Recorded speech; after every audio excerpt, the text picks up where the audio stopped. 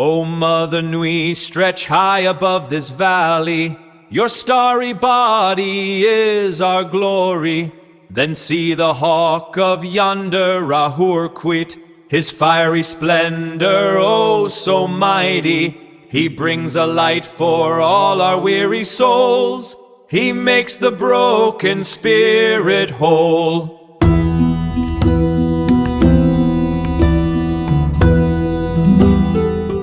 So imagine trying to banish a demonic presence from a haunted high school. You don't reach for holy water or, some ancient Latin text.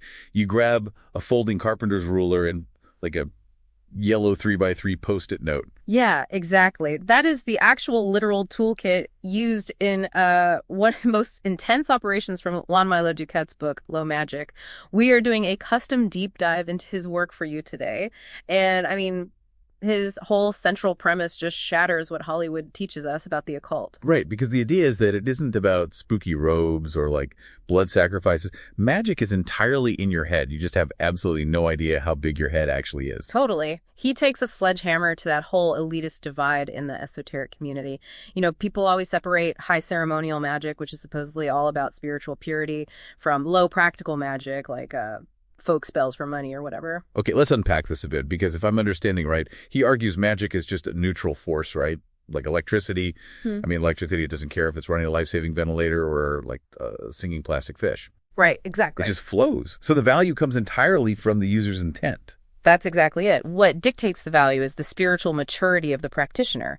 And if you're wondering how you actually control that flow without getting burned, Duquette points to the formula of Solomon. Wait, the formula of Solomon, how does that actually work? So the mechanism here is that energetic authority has to flow from the top down. You don't bribe a spirit from below like some peasant begging a king with physical offerings. Oh, I see. Yeah, you elevate your mindset until you are the king giving the order. You align completely with divine authority and just command the psychological forces to rise up. You never, ever negotiate. Because if you bargain, you're basically stepping down from that divine throne.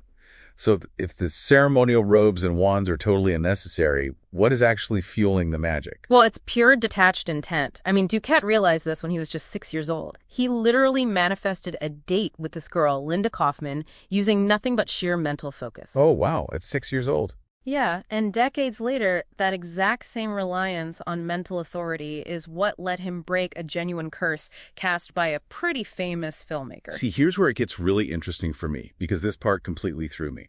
He didn't use an ancient grimoire to break that curse.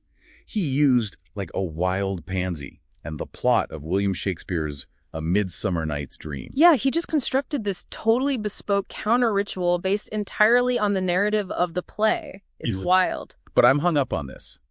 If a Shakespeare play can just replace centuries of occult instructions, does the rich history of esoteric traditions even matter anymore? I mean, doesn't swapping out ancient texts for a theater script feel, disrespectful? How does that not just backfire on you? Well, if you're listening to this, you might be thinking this sounds completely ridiculous, but that is actually his entire point. The absurdity is the mechanism. Wait, really? The absurdity itself? Yeah, because the true goal of these operations is to bypass your rigid critical ego.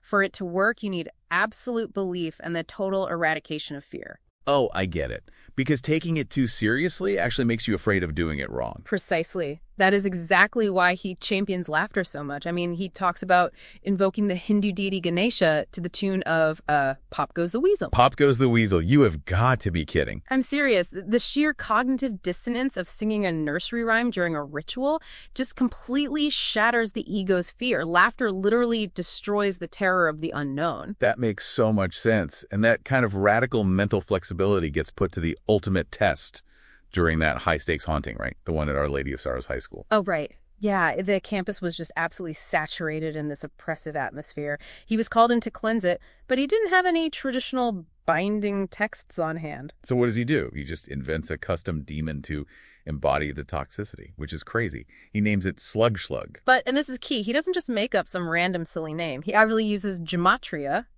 Hebrew numerology. Right. He ensures the Hebrew letters of Slug Slug add up to the number 426, which happens to be the exact numerical value of the word savior. But wait, why does making the monster mathematically equal to the savior neutralize it? Because by secretly coding the word savior into the monster's name, Duquette was essentially programming a backdoor into the entity. He wasn't fighting a purely evil force anymore. Oh, so he mathematically forced the demon to carry the seed of its own salvation. Exactly. So he has this mathematical demon trapped in a protective circle, which he made out of a simple silk cord and a folding carpenter's ruler. And how does he actually seal the binding without, like, a formal sacred relic? He draws the demon's sigil, which is basically a custom-designed magical logo for this specific entity, onto a piece of standard office stationery, a yellow 3x3 Post-it note. That is incredible. Yeah, he vanquishes the spirit and literally slaps this sticky note onto the vice principal's desk to seal the space. So what does this all mean for us? The contrast is just mind-bending. A terrifying occult operation resolved with a literal Post-it note. It just proves that fear is an esoteric poison. If you're afraid, your own mind manifests that terror. But when you are truly fearless, a Post-it note wields the exact same power as a legendary artifact. The true engine of reality is your mind. For you, the listener, this completely reframes reality. Everyday life is a magical operation.